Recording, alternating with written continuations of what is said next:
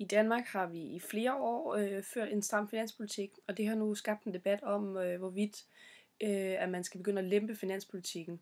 Og diskussionen, hvorvidt Danmark skal følge EU's retningslinjer om en strammere finanspolitik for at mindske underskuddet, er intensiveret, fordi at vismændene mener, at der bør løsnes op i den danske økonomi, og en strammere politik kun vil gøre det værre for den svage danske økonomi. Det har vi formuleret på den måde i en problemformulering. Vil en lempelig finanspolitik gavne det danske samfund, eller skal regeringen fortsætte sin stramme finanspolitiske dagsorden? Vi har nogle overordnede grundbegreber. Der er finanspolitik, og der findes to former for finanspolitik, som i overordnet er at regulere statens penge i forhold til det offentlige. Lempelig finanspolitik er, når det indebærer sådan noget som skattelettelser og sænkende afgifter, og det er med til at skabe en øget økonomisk aktivitet, hvor man vil sætte flere penge ind i det økonomiske kredsløb. En stram derimod er det højere skatter og afgifter, der vil medføre lavere indkomster og mindre forbrug. Den stramme finanspolitik typisk anvendes i en højkonjunktursperiode, hvor der er inflation. BNP er et mål for værditilvæksten for produktionen i et land. Makroøkonomi er, når man ser samlet på et samfund og ser, hvilke ting, der har indflydelse på, hvordan det hænger sammen, som f.eks. inflation og de forskellige former for finanspolitik, hvilken rolle de har. Og det økonomiske pengekredsløb, det handler om, hvordan vores penge udvikles mellem det offentlige, virksomhederne og det private via skatter, og hvordan det hænger sammen med vækst, med hensyn til, hvis de private har flere penge, så bruger de flere penge, så får man flere penge til staten. Højkonjunktur er, når konjunkturen topper, og arbejdsløsheden er lav, inflationen og BNP er højt. Lavkonjunktur er så det modsatte, hvor BNP er lavt, og arbejdsløsheden og samt inflationen er høj. Betalingsbalancen er en årsopgørelse for alle Danmarks økonomiske transaktioner med udlandet. For at få en god betalingsbalance skal man have mere eksport end import for at få overskud, og det er vigtigt, at man får overskud, men ikke for meget, for det kan skabe en høj inflation, så man får en overophedning i økonomien. Pengepolitik. Danmark fører ikke sin egen pengepolitik. Det er styret af The European Central Bank, der bestemmer, hvordan renten skal være. Renten lige nu er meget lav. Inflation er, når der er tale om generel stigning i priserne på varer og tjenester, og er et udtryk for, at din købekraft ikke følger med prisudviklingen. Og indkomstpolitik er en betegnelse for en statsregulering i indkomstdannelsen i samfundet.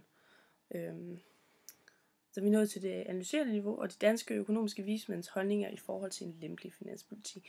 Altså de danske vismænd, de mener, at vi i Danmark har behov for at føre en lempelig finanspolitik, og de mener om, at stramme finanspolitik er en dårlig idé, på grund af, at vi har en svag økonomi. At det vil stimulere den danske økonomi, fordi det vil øge aktiviteten i det økonomiske pengekredsløb, og dermed skabe endnu mere vækst og øge beskæftigelsen. Og finanspolitikens indflydelse på arbejdsløsheden. Hvis man ser makroøkonomisk på det finanspolitiske indflydelse, så vil der være, når vi fører en lempelig finanspolitik, komme en øget beskæftigelse i det, der vil sættes flere penge ind på det økonomiske pengekredsløb. Og firmaerne gives bedre vilkår, og man kan ansætte flere. Hvis man fører en stram finanspolitik, vil man risikere at øge arbejdsløsheden på grund af de forhøjede skatter og et formindsket forbrug. Betalingsbalancens stigende overskud er et resultat af især stigende vækst. Den danske regering har ført en stram finanspolitik de seneste par år, og har fulgt reguleringer fra EU, som de danske pengepolitik er kontrolleret af disse reguleringer, og det har så skabt en stigende beskæftigelse og øget vækst. Og så har det samtidig givet Danmark en historisk lav rente, som EU har været med til at skabe. Den nuværende danske regerings indflydelse på BNP og beskæftigelse har medført, at en stigende BNP og stigende beskæftigelse i Danmark, og landet er på vej ud i et såkaldt økonomisk opsving, som vil skaffe flere penge til staten. Og denne stigning er sket efter, at regeringen har ført reguleringer for at holde underskuddet så lavt som muligt ved offentlige besparelser og højere skatter.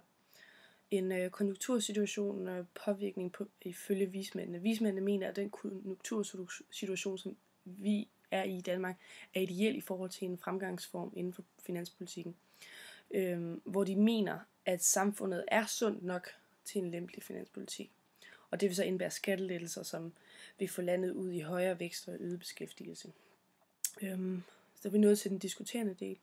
Den faldende inflationsindflydelse. I takt med, at inflationen er faldet, og BNP'et og beskæftigelse, kan vi se på bilag 7, at inflationen er på sit laveste i flere år. Det kan vi så komme til, regeringens stramme finanspolitiske dagsorden. Inflationen har medført faldende priser, som får borgerne til at bruge flere penge, og de har så kommet flere penge ind i pengekredsløbet og har sendt det hele i gang. Regeringen har jo været imod vismændene, fordi de mener, der skal føres en lempelig finanspolitik. Men regeringen mener, at samfundet er for skrøbeligt til det. Og bare fordi der er plads til at lempe finanspolitikken, betyder det ikke, at det er det klogeste at gøre på længere sigt, fordi det kan ende med, at vi får et meget stort underskud, hvis det ikke ender på den rigtige måde. Ikke? Men den finanspolitik, vi har ført, det har ledt til fremgang i både beskæftigelse, BNP og vækst. Er samfundet sundt nok til at føre en lempelig finanspolitik? En stram finanspolitik influerer indkomstpolitikken, i det staten vil regulere lønningsudbetaling blandt andet med højere skatter. Altså modsat en lempelig politik vil det give skattelettelser, men selvom den øgede beskæftigelse menes det, at samfundet er for skrøbeligt til en lempelig finanspolitik. Og selvom man giver samfundet skattelettelser, og det vil sende flere i arbejde, og der vil blive flere penge, selvom der bliver besparet på de offentlige budgetter. En lempelig finanspolitisk påvirkning på betalingsbalancen vil give den modsatte effekt for betalingsbalancen, nemlig en svækket betalingsbalance. Det er fordi, at der som sagt kommer flere penge til enkelte borgere og virksomhederne og færre penge til det offentlige. Hvis der ikke bliver investeret i det offentlige, så vil det svække økonomien. Det tyder på, at vi kan konkludere, at den nuværende regeringsvalg af en stram finanspolitik har båret frugt, og både den danske og resten af det vestlige samfund har jo igennem en lang årrække været i en lavkonjunkturperiode med stor arbejdsløshed og lav vækst og lav BNP. Men nu tyder det på, at med den indsats, der er gjort fra EU og regeringens side, at den økonomiske situation lidt mere stabiliseret. Man kan sige, at vi er på vej hen mod en opgangskonjunktursperiode. I det, at vi ser ændringer i BNP'et og væksten, og det er stigende. Det interessante spørgsmål, det er jo, hvorvidt vismændenes antagelse om, at vi er klar til at overgå til en lempelig finanspolitik, eller om vi risikerer en overophedning, som andre fagfolk mener, hvor vi får overforbrug og en forværret konkurrenceevne mod andre lande. Eller vil det føres direkte ind i en højkonjunktur? Det er det, vi jo ikke kan få svar på. I arbejdet med det her spørgsmål, der har vi i vores gruppe set for begge sider, vi får begge holdninger, at når alt kommer til alt, så er det mere om at finde den rette balance, og det kan være rigtig svært at finde det, fordi vi jo ikke kan vi kan ikke forudse, hvordan det er.